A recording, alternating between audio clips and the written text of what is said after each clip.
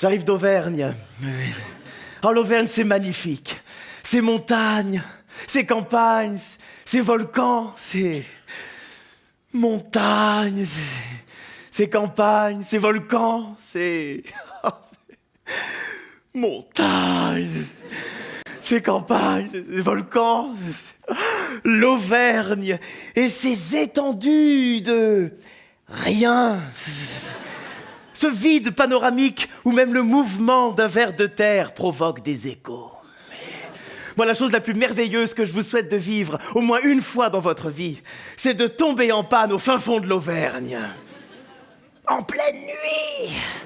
Quelle aventure magnifique vous allez vivre. D'abord, il va vous falloir marcher 10, 20, 30 kilomètres avant de trouver un être vivant capable de vous aider.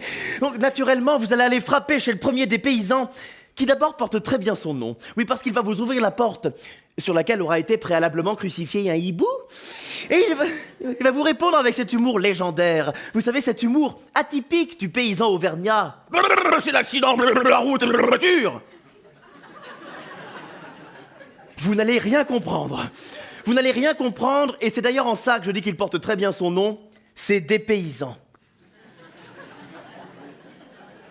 Oui, parce que le paysan auvergnat, il est comme ça. Il se lève à 6 heures du matin, embrasse joyeusement sa femme, descend à la cuisine déjeuner du pain sec trempé dans un grand bol de Ricard. Puis, il fonce sur la départementale à 12 km/h avec son tracteur, emmenant avec lui un cortège de 60 bagnoles qui klaxonnent comme des cons parce que la ligne blanche est continue et qu'ils ne peuvent pas le doubler. Mais c'est merveilleux, on se croirait à un mariage. Mais lui, il les emmerde parce qu'il sait que toute la journée, il va plier le dos, labourer son champ, traire ses chèvres, porter des vaches à main nue. Et pour son seul jour de repos, le paysan auvergnat va faire ses courses. La première supérette du canton étant à 2 heures de marche à pied.